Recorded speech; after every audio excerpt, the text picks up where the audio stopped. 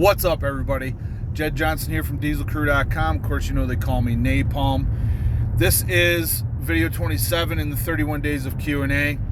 And if you haven't watched out all of the videos yet, make sure you go back through. Lots of good information that I've shared this month and gotten really good reviews and thumbs up and stuff like that. So don't miss out. I got to squeeze one in here real quick. And I didn't really grab a question from the list. This is going to be a topic that I'm going to address, and I'm open to feedback. I welcome you to respond with what you think about this.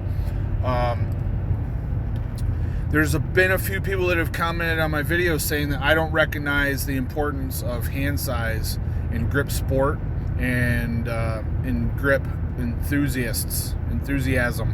Just developing grip and doing feats of strength and stuff like that, and if you don't compete. And the fact is, I do recognize the importance of hand size. In fact, in 2005 and 2006, if I remember correctly, I ran contests that had hand size divisions. And I thought it made a lot more sense to go by the hand size wrist crease to the tip of your longest finger than it did to just throw everybody into the same big group. And that kind of went for a couple years, and then I don't know, at some point along the lines we developed the IGC, the International Grip Collective, and we adopted weight classes. Now from day one I was more of a supporter of the hand size stuff than the weight class. It didn't make sense to me that if you had, let's say you have two guys with equally small hands, maybe 7.5 inches. Well, one dude is really, really lean and weighs 150 pounds. The other dude is, real heavy and weighs 400 pounds. That 400 pounds is not going to help that dude. They are both limited by their hand size. That's the way I've always thought about it. Now, is there a point where like sheer body size and weight comes into play? Yes. And I think there's probably a use for weight classes at that point. But right now we have something like, just in the men's category, we have like 54, 66, 74, 83, 93, 105. These are all kilos, 120, and then 120 plus. All those weight classes. All right. That is, in my opinion, excessive. Then we have weight classes for women. We have weight classes for masters categories, and those weight classes exist within different categories of the masters class. This is all done to parallel the the IPF, International Powerlifting Federation. Those were the weight classes that we went with. I didn't come up with that.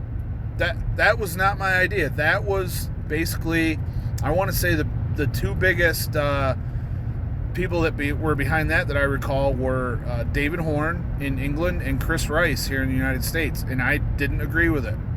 But what I did is I supported the overall group decision to go with weight classes. So,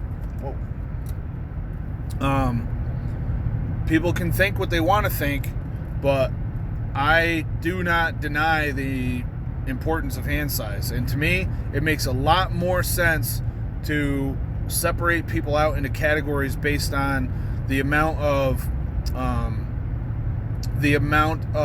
surface contact they're going to get on an implement, and maybe the size of their forearms.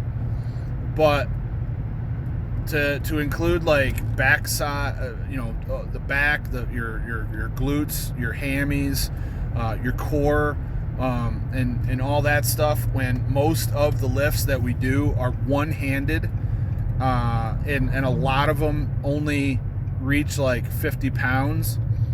There's really no need to judge body weight there. We're not Olympic weightlifting. We're not powerlifting. So something like the cutoff around probably 93 kilos and below, or above 93 kilos, would be good enough to make things fair.